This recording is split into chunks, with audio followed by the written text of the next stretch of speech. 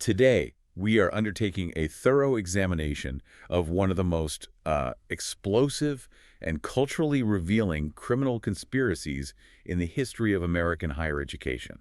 We're talking about the scandal known by its federal code name, Operation Varsity Blues. Right. This case, which really came to light in 2019, was just monumental.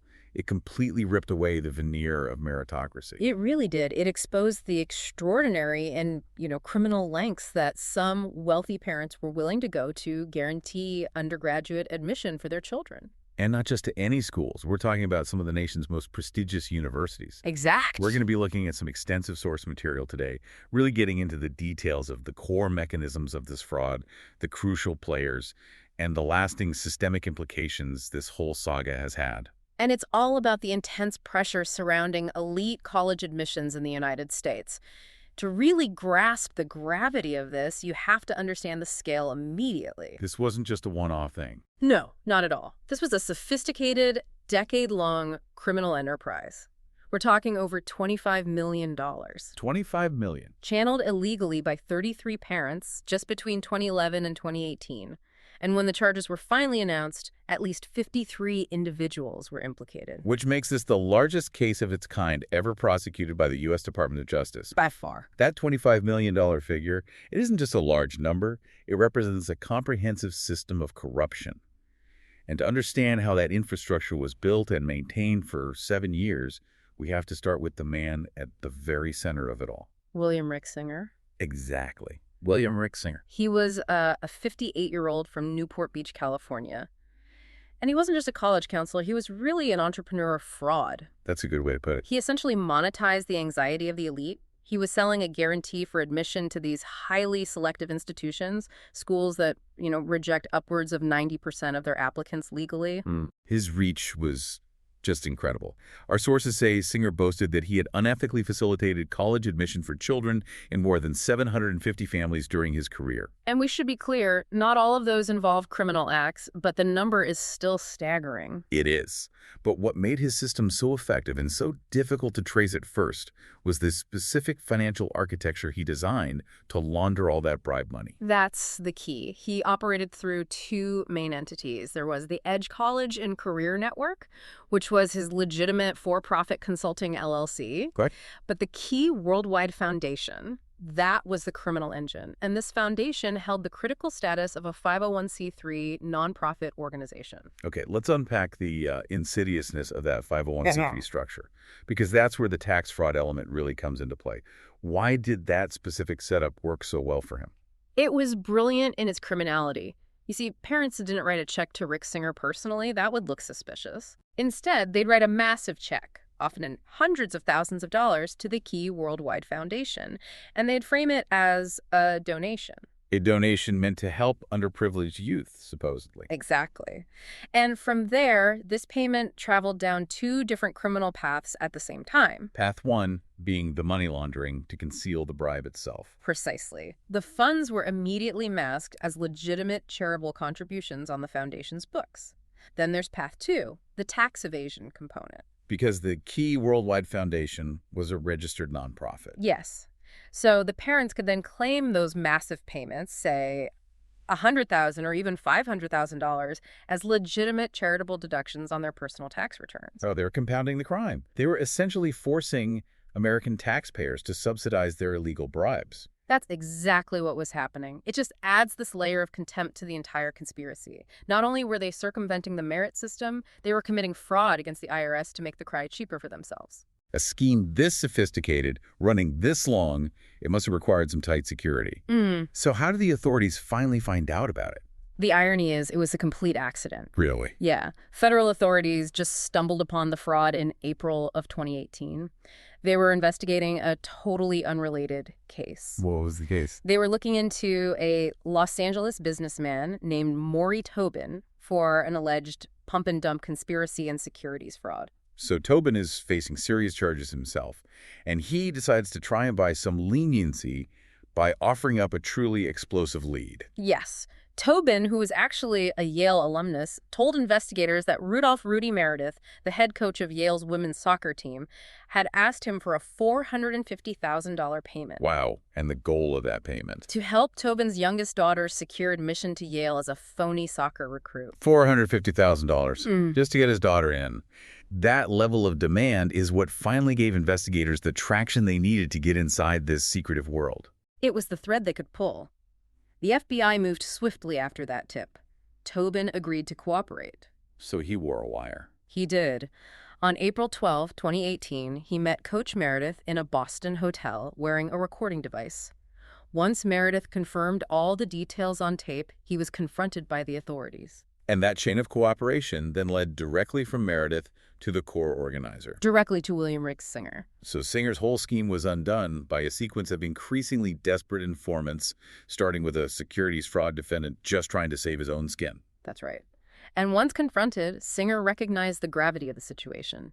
He pleaded guilty almost immediately in March 2019. Singer's quick cooperation was absolutely central to the prosecution's ability to build airtight cases against all the parents and the coaches, right? Oh, completely. He turned over hundreds of hours of recorded conversations. Many of them were recorded at the direction of the FBI, and they detailed the agreements, the payments, everything. And despite this cooperation, the sources note that Singer faced multiple, incredibly serious felony charges.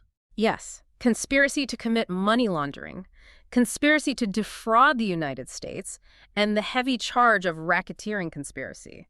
Can you explain what racketeering means in this context? Yeah. Because it sounds very serious. It is. Racketeering conspiracy under the IRPA Act essentially means you're organizing and participating in a pattern of crimes, a criminal enterprise.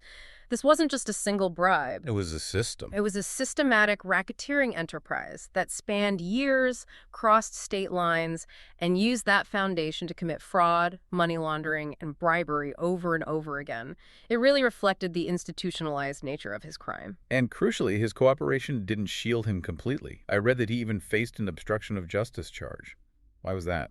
Even after he agreed to cooperate with the FBI, he actually tried to warn some of his clients that they were under investigation. No. Yes, a highly illegal move that led to that additional charge. It sort of demonstrated that even while he was trying to mitigate his own sentence, he couldn't fully shake his criminal tendencies or his loyalty to his lucrative client base. So after all that, after the cooperation, and facing the possibility of decades in prison for running this multi-million-dollar criminal enterprise, what was Singer's ultimate fate? The final sentence came down in January 2023. 3.5 years in federal prison. 3.5 years. Followed by 3 years of supervised release. He was also ordered to forfeit and pay over $10 million in restitution, mostly to the IRS. 3.5 years in prison for running a $25 million criminal racketeering operation. A sentence that, a lot of observers felt was pretty light. It was. And that was perhaps a testament to the value of his cooperation to the government. You should note, he was released from prison in August 2024, having served most of his time. Did he ever show remorse? In court, he said, and I'm quoting here, "I lost my ethical values and have so much regret. To be frank, I'm ashamed of myself." But of course, the consequences of his actions extended far beyond his own shame. They upended lives and exposed deep institutional flaws. The fact that Singer could so confidently promise admission to Yale or Stanford or USC for a price, it requires us to look past just the money and understand the mechanics he engineered. Right. And our sources outline 2 primary, highly sophisticated methods of fraudulent admission. And these 2 methods targeted the 2 most, you could say, defensible pathways into an elite school. A near-perfect academic test score or a highly coveted spot on an athletic team. Singer created this corrupt network of psychologists, test proctors, and university coaches to control both of those inputs. Okay, let's start with Method A, cheating on the SAT and ACT. This scheme wasn't just about, slipping someone the answers. It was about exploiting systemic loopholes meant to help vulnerable students. The key was the disability loophole. Singer leveraged the process by which students with learning disabilities are granted accommodations, like extended time on standardized tests. So he would arrange for specific psychologists to generate detailed but falsified paperwork. Exactly. Falsely certifying his clients' children as having a genuine learning disability. So the parents would pay a fee just to establish this fraudulent diagnosis. Do we know the approximate cost for that initial fabrication? The sources indicate the fee for that falsified psychological report alone was substantial. It cost clients somewhere in the range of $4,000 to $5,000. Just for the paperwork? Just for the paperwork. Yeah. And once that false disability documentation was accepted by the testing agencies, the student was granted the necessary extended time. Okay, so now they have the accommodation. They still needed to ensure a perfect score. You can't really cheat if you're taking the test in your own high school cafeteria. How did Singer control the actual testing environment? This involved the second layer of the scheme, bribery and travel. Clients were instructed to invent false travel plans. They'd often claim they were visiting family or attending a distant competition. Anything to get them out of their local testing center. Right. To move the child's test location to one of Singer's highly controlled testing centers. These were usually private schools in West Hollywood or Houston, where Singer had already paid off or compromised the test administrators. So you have a perfect storm. A student with extended time taking a test in a compromised location. But who was the actual genius filling in the bubbles? That was the role of Mark Riddell. Riddell was an exceptionally bright individual, a Harvard alumnus, test preparation director at IMG Academy. He was Singer's test taker ace, or proctor, and he was paid handsomely for it. How much? About $10,000 per test. $10,000. That's a significant amount for just a few hours of work. Right. What exactly was his role during the test? He had two main functions. In some cases, he would take the entire exam himself, sometimes even impersonating the student. So you would fake the signature? Yes, using handwriting samples provided by Singer to make it look legitimate. In other instances, the student would take the test, and then, under the guise of their extended time accommodation, Riddell would just go through the test booklet afterward and secretly alter the student's incorrect answers. The outcome was the same either way. A dramatically inflated score. The prosecution commented on why Riddell was so successful, didn't they? They did. And it's a key detail. Prosecutors noted that Riddell was so proficient because he didn't rely on getting advance copies of the test, which would have been a huge security risk. So he was just that smart. He was, and I quote, just a really smart guy. He was capable of scoring near perfectly, typically in the 33 to 35 range out of 36 on the ACT, without any prior knowledge. His raw intellectual ability is what made the scores look entirely legitimate and above suspicion. The audacity of it all is clear when you look at specific client examples, like the case of Jane Buckingham. Right. Jane Buckingham, a well-known marketing executive, allegedly paid $50,000 to the Key Worldwide Foundation for a proctor, who was likely Riddell, to take the ACT on behalf of her son. And the result? The son received a near-perfect score of 35, aimed squarely at securing admission to USC. She was later sentenced to 21 days in prison for that. It just reveals the extent to which the testing system's goodwill, like extended time, can be weaponized by wealth. It does. And Singer himself recognized how common the abuse of the extended time loophole was, even outside of his own criminal operation.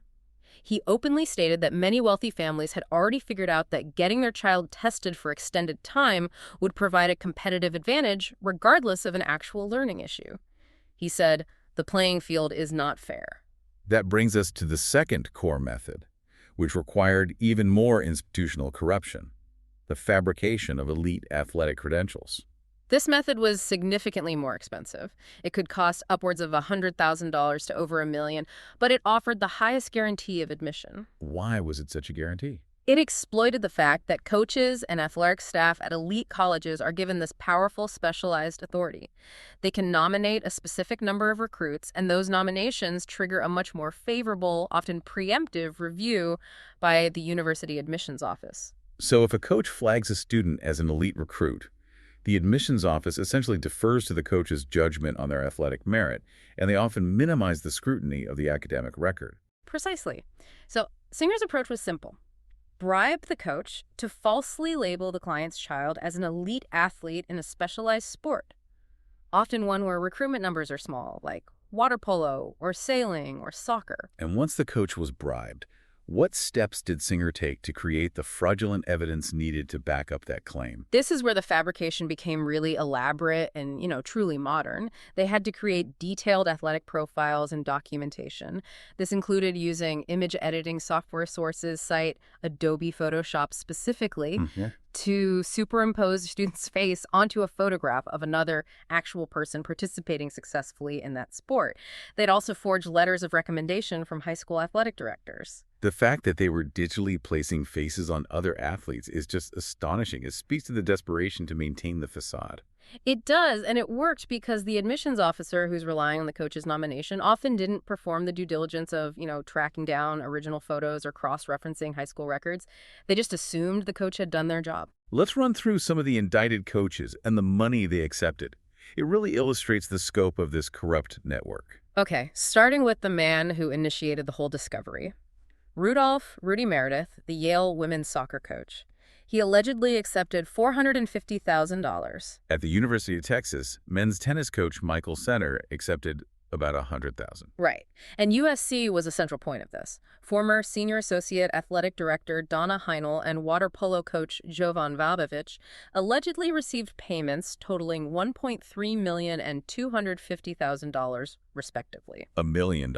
And Stanford sailing coach John Vandemore pleaded guilty to accepting $270,000. It really seems like USC had the largest footprint within the conspiracy. They did, particularly due to Heinel's centralized administrative role within the athletic department. It allowed her to push multiple fraudulent recruit applications right through the system. There was one specific anecdote mentioned earlier, related by a guidance counselor at a place called Buckley School, which I think perfectly captures the level of deceit involved in this athletic fraud. That shocking detail absolutely warrants repeating. A guidance counselor discovered that a white student had been successfully admitted to 3 universities, including Tulane and Georgetown, after being falsely presented as an African-American tennis whiz ranked in the top 10 in California. And the student. The student, in reality, did not play tennis at all. Wait, so an admissions officer or a committee looked at a portfolio claiming a student was a highly ranked, ethnically diverse athlete, which would grant huge preference, and they just rubber-stamped it without confirming if the student had ever even stepped on a court. That's precisely the systemic failure this fraud exploited. The admissions office relies on good faith representations from the athletic department, and the athletic department was compromised. And the fact that the fabrication involved not only athletic prowess, but also exploiting racial diversity quotas, it just adds another layer of complexity to the ethical fallout. It was about weaponizing every single potential advantage, regardless of the truth. The genius of Singer wasn't really inventing fraud. It was identifying the weakest points of this hyper-competitive elite admission system and creating a predictable, guaranteed method to breach them using targeted, high-value bribes. When the indictments were unsealed in March 2019, the inclusion of celebrity names guaranteed this story would just dominate national headlines and public discussion. And that public scrutiny forced this immediate, unavoidable reckoning for the parents involved. Yeah. The most recognizable case, which immediately became the cultural lightning rod for the whole scandal, was that of actress Lori Loughlin and her husband, the fashion designer Massimo Giannulli. They were accused of channeling a staggering $500,000 to Singer. $500,000. To get their 2 daughters, Isabella and the social media influencer Olivia Jade, into the University of Southern California. And the method used was the athletic fraud scheme. Yes. Falsely designating the girls as elite recruits for the USC rowing team, despite neither of them having ever participated in the sport competitively. Their case resulted in just this intense public scrutiny, particularly regarding the social and professional consequences for their family. The fallout was immediate, and it was devastating. Loughlin lost her contract with the Hallmark Channel, Netflix dropped her from Fuller House. Right. And her daughter, Olivia Jade, saw her lucrative partnerships with brands like Tresemme and Sephora instantly dissolve. And the sources provide that really striking detail about the moment the news broke publicly. Yes. When the indictments were announced, Olivia Jade was reportedly vacationing on a yacht in the Bahamas. That yacht was owned by Rick Caruso. And Rick Caruso, at the time, was the chairman of the USC Board of Trustees. Exactly. The sheer visual representation of that, a student admitted fraudulently, vacationing with the highest governance of the institution she allegedly defrauded, it was a perfect and unfortunate symbol of the insular world of wealth and privilege at the heart of the scandal. Their legal path was pretty protracted. They fought the charges at first. They did, but ultimately they pleaded guilty. Loughlin pleaded guilty to conspiracy to commit mail and wire fraud.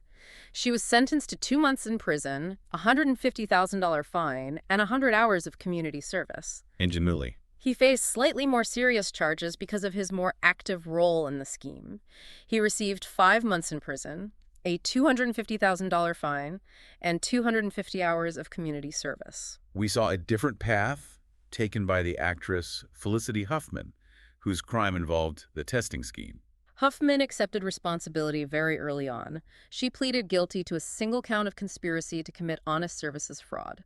And her crime involved hiring Mark Riddell to take the SAT for her daughter, Sophia. Correct. Her cooperation in that early plea likely contributed to a less severe outcome. She was sentenced to 14 days in prison, though she was released after serving 11 days, along with a $30,000 fine and community service. The scandal also exposed corruption among high-level executives outside of Hollywood. The case of Douglas Hodge really stands out. Hodge, the former CEO of the massive investment management firm PIMCO, was one of the highest-ranking business figures implicated. He was charged with getting 3 of his children fraudulently admitted using Singer's scheme. And his sentence. 9 months in prison and a $750,000 fine. At the time, that was one of the stiffest sentences handed down to any parent, reflecting the multifaceted nature of the charges against him. Let's shift our focus to the institutions themselves. Which universities had personnel involved in Singer's conspiracy? Well, personnel coaches and athletic staff from 11 universities were involved in facilitating the fraud. But the institutions themselves were largely treated as victims by the prosecution. They were. The schools included Georgetown, Stanford, UCLA, University of San Diego, USC, UT Austin, Wake Forest, and Yale, among others. When the scandal broke, the universities faced enormous pressure to respond decisively, to demonstrate some integrity. What was their initial institutional reaction? The response was swift and largely uniform. All the indicted coaches and athletic staff were immediately fired or suspended. So people like USC's Heinel and Figovic and UT's Michael Center. All of them. But the more difficult and publicly scrutinized decision was what to do with the students who had gained admission through these fraudulent means. Yale was reportedly the first to act on rescinding admission. They were. Yale was the first university to rescind the admission of a student associated with the scandal. And that student's family had allegedly paid a staggering $1.2 million to Singer. $1.2 million. It just illustrates the high price tag involved, even for the initial target of the investigation. Stanford also followed suit quickly, expelling a student involved in their sailing scheme. The sheer scale of the fraud naturally triggered a response from major governing bodies, impacting recruitment all over the country. Absolutely.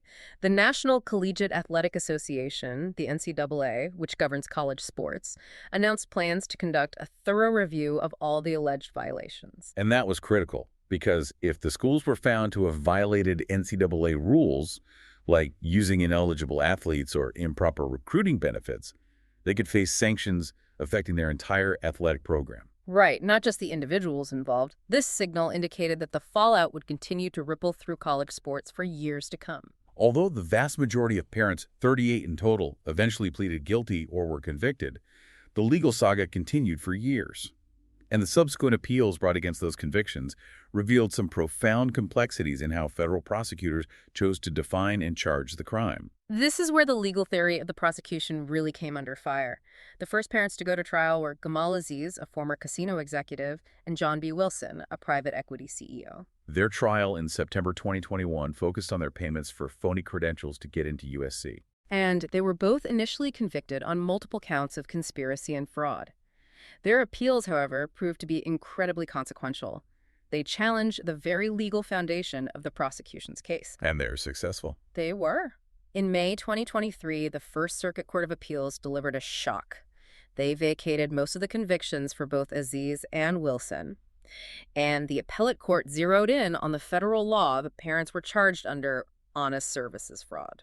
We should probably explain honest services fraud for anyone who might be encountering this legal concept for the first time. In plain language, it's a federal crime that occurs when an individual, usually an employee or a public servant, accepts a bribe or a kickback in exchange for abusing their position and depriving their employer of their honest services. Okay. So in the Varsity Blues context, the prosecution argued that the parents conspired to deprive the universities of the honest services of their own coaches and athletic administrators. Exactly. Which sounds reasonable enough on the surface. The coaches took bribes and didn't do their job, honestly. So why did the appellate court decide that the conviction based on this statute was legally flawed? The appellate court concluded that the prosecutors had read the honest services fraud statute too broadly in this specific context. They argued that for the fraud charge to stick, the scheme needed to demonstrate that the universities had a clear property interest in what was being stolen or defrauded. And the appellate court determined that an admission slot at a selective university is not legally considered property in the eyes of the law. Exactly. The court stated that the universities didn't suffer a tangible financial loss related to the admission slots themselves, and prosecuting the parents under this specific definition of honest services fraud was an overreach. That is a staggering legal nuance. It means that even though everyone agreed the parents paid illegal bribes, the specific federal crime used to convict them was, in the appellate court's view, inapplicable. And there was a second major point in the appeal. The court found that the presentation of significant and highly emotional evidence related to the wrongdoing of other parents' conduct, in which Aziz and Wilson played no direct part, was unduly prejudicial. So it created an unacceptable risk that the jury convicted them based on the actions of the entire Singer conspiracy, rather than on proof that they had individually agreed to join that conspiracy. Precisely. What was the final outcome for those two parents after this successful appeal? Gamal Aziz was the primary beneficiary of that ruling. He was the only accused parent to avoid punishment entirely. John B. Wilson had one conviction upheld, filing a false tax return after trying to deduct his bribes. And what was his resentencing for that? A single year of probation with 6 months served in home detention, plus a fine and restitution. The parents weren't the only ones successfully challenging their verdicts. The only coach to take his case to trial, Jovan Vavovich, the former USC water polo coach, also saw his initial conviction overturned. That's right. Vazovic was initially convicted in April 2022. But just 5 months later, a district judge overturned that conviction and ordered new trial. Citing similar complexities. Yes. The judge ruled that the evidence did not sufficiently prove that the payments served the defendants' interests and harmed the universities. This ambiguity about the university's harm just persisted, even in the coaching trials. It seems like the prosecution had a clear case of illegal bribery, but they struggled to fit that square peg into the round hole of complex federal fraud statutes. That is the crucial observation.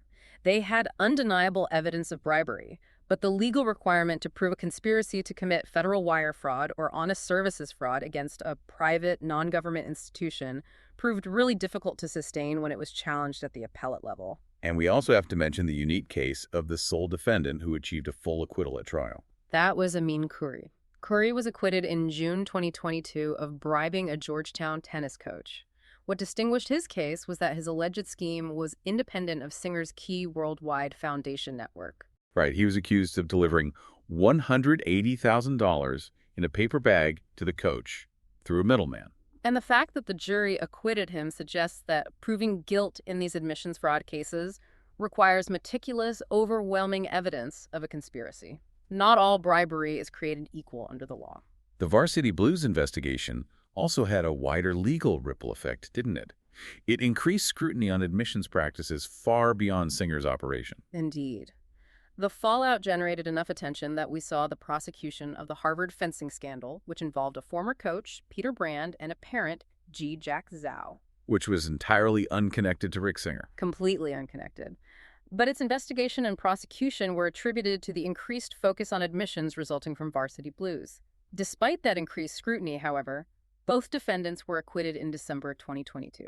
After a very short deliberation. A remarkably short 5 hours. This result, combined with the successful appeals in the Varsity Blues cases, suggests that while the moral outrage against admissions corruption is high, the legal threshold for proving federal fraud in this arena remains extremely high and difficult to meet. When Operation Varsity Blues broke, the conversation immediately transitioned from criminal justice to social critique. Commentators, politicians, academics, almost everyone agreed. This wasn't just criminal behavior. It was a glaring symptom of a profoundly diseased college admissions system. The sources are full of pointed commentary reflecting that outrage. We have Alan Dershowitz, the Harvard law professor emeritus, calling it the worst scandal involving elite universities in the history of the United States. And the political response was equally sharp, framing the incident within a broader conversation about economic inequality. Senator Elizabeth Warren encapsulated the sentiment perfectly, characterizing the whole situation as just one more example of how the rich and powerful know how to take care of their own. The fundamental question underlying all of this remains: why? Why would people who already possess astronomical wealth risk jail time and public humiliation just to get their child into a specific school? It really boils down to status anxiety, driven by an intense manufactured scarcity. Singer wasn't selling an education. He was selling a guarantee of elite social placement.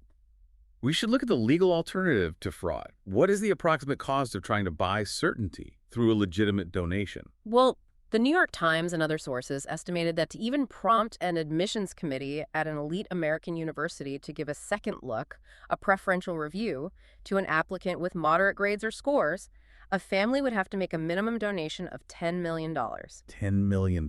And crucially, even that donation offers no guarantee of acceptance. So Singer was effectively selling a guarantee of admission for $500,000 or less, a fraction of the price of just the possibility offered by legal, massive donations.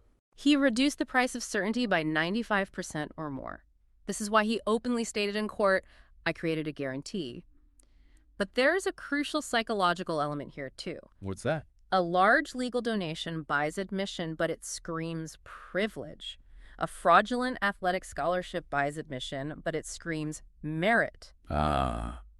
The Los Angeles Times explored this concept of social signaling. These parents weren't just buying access, they were buying the narrative that their child was gifted. Which publicly validates both the child's talent and the parent's own success and competence.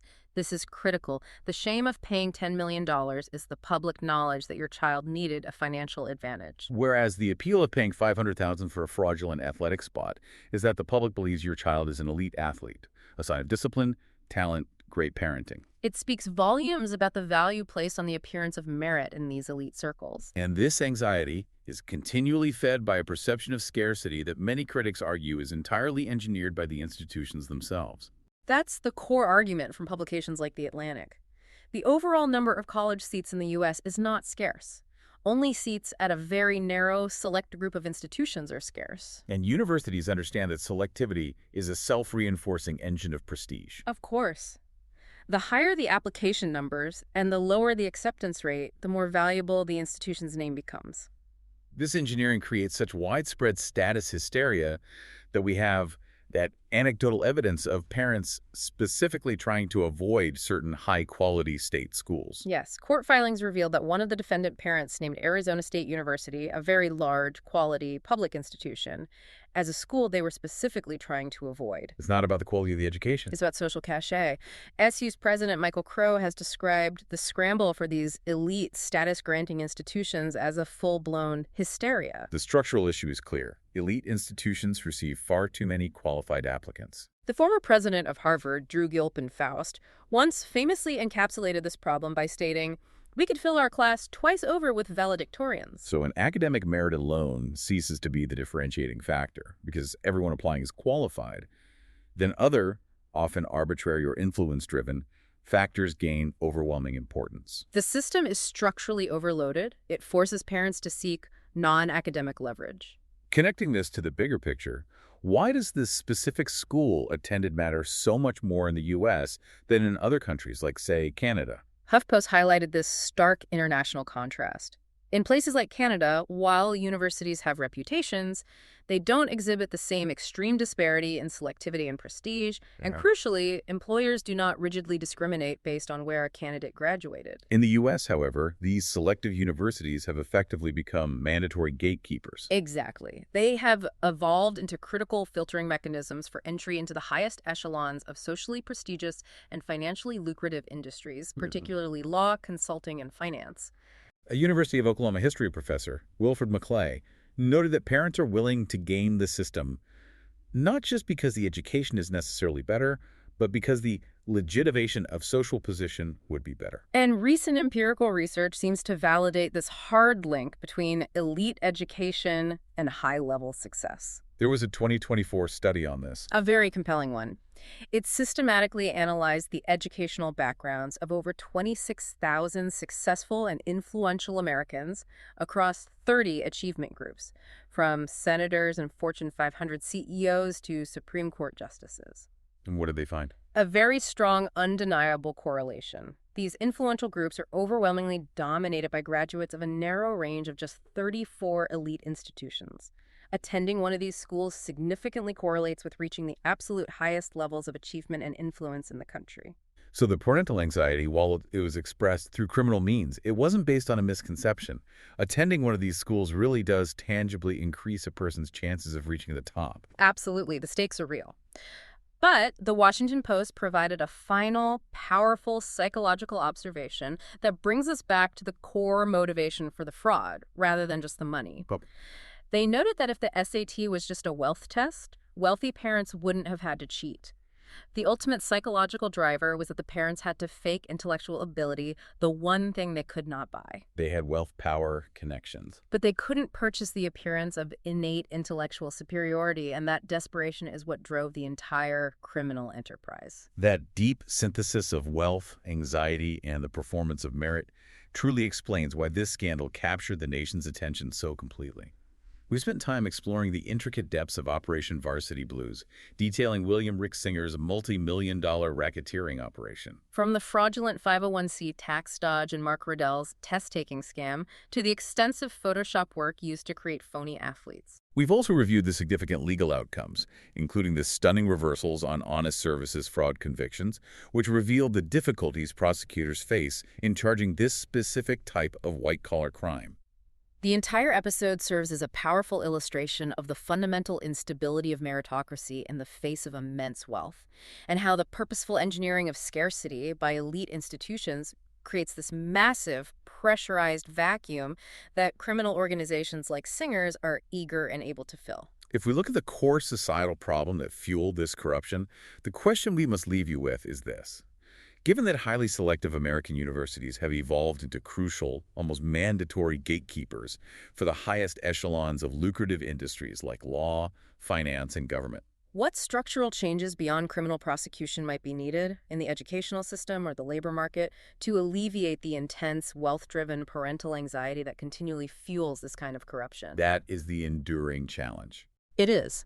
Until the labor market and society at large reduce the rigid correlation between that narrow list of 34 schools and access to the highest rungs of professional achievement, the pressure will simply be channeled into new, perhaps legal but equally exclusionary mechanisms. Thanks for listening.